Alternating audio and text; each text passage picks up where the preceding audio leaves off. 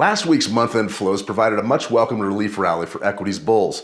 Jerome Powell signaled a slowdown in rate hikes for the December meeting, but maintained a now familiar hawkish tone. The market lifted the offers by nearly 4% on the session, helping the S&P 500 print its first back-to-back monthly gain in 12 months. Now, Powell may still be talking confidence, but with a move like that, the market sent a very clear forwarded message. We don't believe you.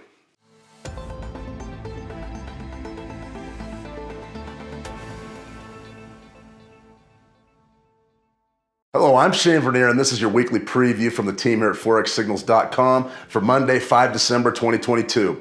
We've now entered the last active trading period of the year. The market's dovish reaction to Powell's speech and an NFP print well above market expectations means it's going to be a busy end of the year. After a record-breaking quarter, many investors will be looking to take a much-needed break over the Christmas before formulating plans for 2023. But not so fast. We ain't there yet. Every major central bank is bookmarked to make one more play before the year ends.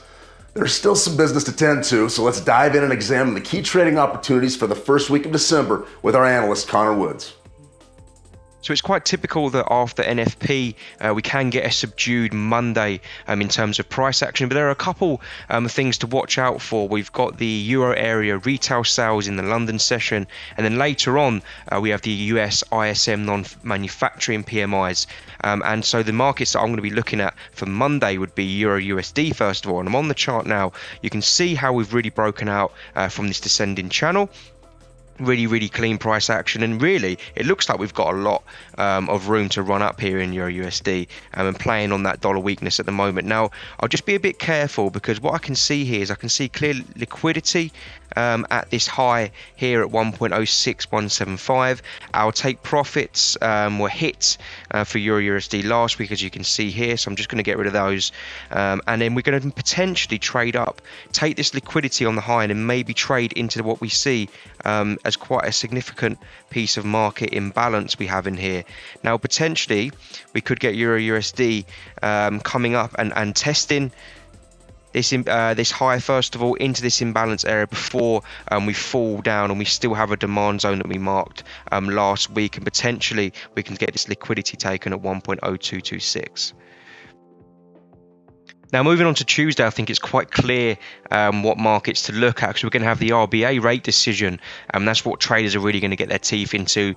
Philip Lowe is expected to actually raise rates for the 8th time in a row, pushing borrowing costs in Australia to levels that have not been seen since around 2013. So when that interest rate decision comes out, we're going to be focusing on AUD USD. Now, these are levels that have been shared with the trading room and levels that I have previously marked on the chart, and I just want to explain them. I was thinking potentially with AUD USD, I wasn't really wanting to sell this market unless we got some sort of reaction from around this imbalance area. Now, if we're playing on that dollar weakness story, then potentially what we could see with AUD USD, which would be my preferable play, is that we get one last push higher to fill this imbalance area, and then maybe a wick into this supply zone to then trade a bit lower. Now this gap area now has been mitigated, so we can delete that, and the key levels that I still have for AUD USD, if we get a break above this supply zone first of all, then I can see a run up to around 0.7.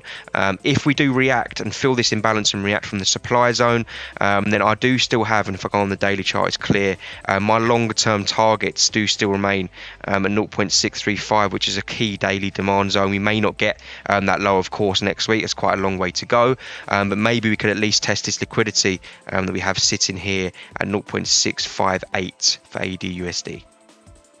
Wednesday for me is all about USD CAD. Moving on to Canada, we get their interest rate decision, and we see a potential 0.25% interest rate hike from the Bank of Canada. Now Macklem's been sort of the uber hawk all year round, and we've seen generally weaker CAD, and we now have had this pullback on the charts, and maybe the USD CAD bulls have got this perfect pullback to ponder over the Christmas break. Now this is an area that I marked on a previous video around this on this daily chart right now, and we see how we've reacted really nicely to this 100-day moving average, which for me confirmed that bullish bias. And when we go on to the 4-hour chart, we can see what's happened here. When I look at the 4-hour chart, we're sort of in no man's land, but if we see what's happened with this market gap we had in here, you can see how we tested this market gap and then quite significantly, you know, moved to the upside. So if this gap holds and this area holds, and I do see the targets for USD CAD definitely up with this liquidity and this high here at 1.38 as a longer term target, we may start to feel some more of this imbalance area. We did have a reaction from these imbalance zones we have in here. Now, ideally, I'd love to see, still see on this is the 4-hour chart, is a move down on USD CAD, maybe to break through this gap area, and just if we can get a grab of these lows and these liquidities into this imbalance and preferably into this demand zone, that would be sort of the ultimate buying opportunity for me. But I'm wary that it may not fall that far, so maybe we could use this gap as a support level and maybe a double bottom here to move higher. But at the moment, it's a sit and wait trade for USD CAD. So on Thursday, we're going to take a look at indices. I was actively selling them last week. Off the back of Friday's NFP, we're going to have initial jobless claims. It's a relatively light day, but that's probably going to provide the most meaningful action. And we're going to look at the S&P 500 now. And you can see what we've had is that risk that we've been talking about that risk on play going in towards year end around Christmas time, where volumes are thinner. We could get quite a significant spike in stocks. Fundamentally, there isn't much at all to be positive about when it comes to the bulls in the S&P 500. Now, we are trading now in this supply zone. We've grabbed this liquidity at 4040, so that's successful.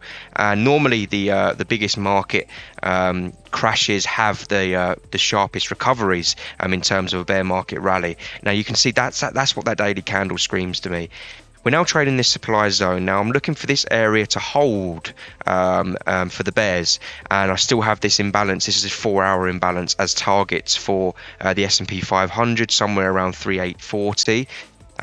If this supply zone doesn't hold and we get a rally, continuation from last week, then I can't see how we trade much higher than what we see in this market gap in here, which has sort of already been mitigated. So we'll be looking for market imbalance levels for a reversal up here around 4240. That's really the highest that I can see the S&P 500 going, in my opinion. If we can get a daily closure tomorrow or maybe the next day, which is below this supply zone, then I'll be actively looking to sell down in towards this 3840 level. And my longer term targets, 3690, 3630, still remain intact for me. So we end the week on Friday with a potential note of optimism. We have US PPIs for November, and they're actually expected to tick up to 0.3%.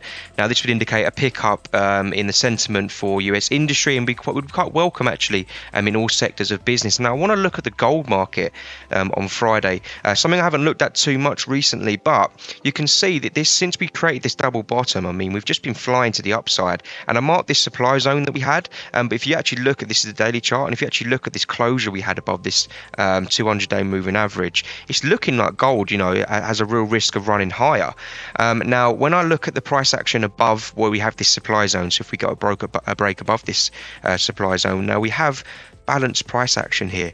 Now, that would indicate to me that there wouldn't be much stopping gold if we get a break above this level, moving up towards this 1880 level at some point. Now, if we do react from this supply zone, or maybe we take liquidity here and start to move down, or we get a candle closure below the 200-day moving average, there is also some room down below to at least test, I think, for gold around this 1726 level. Looking at the RSI indicator, we are entering oversold territory, so there is also that risk that if this supply zone holds, we get a move down towards the low 1700s. Traders have a mixed bag of interest rate hikes, industrial production numbers, and trade figures to occupy the first full trading week of December.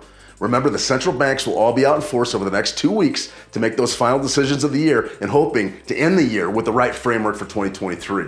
This is an important time and will offer the final key trades of the year. From there, the markets are going to thin out as everyone starts winding down activities ahead of the Christmas break. Another great way to stay ahead of the market's biggest movers and shakers is to join us in the trading room. Our skilled team of analysts will break down the vital events of the day in real time, along with passing on any relevant trade ideas. Until then, trade the action well, and we'll see you on our next live stream.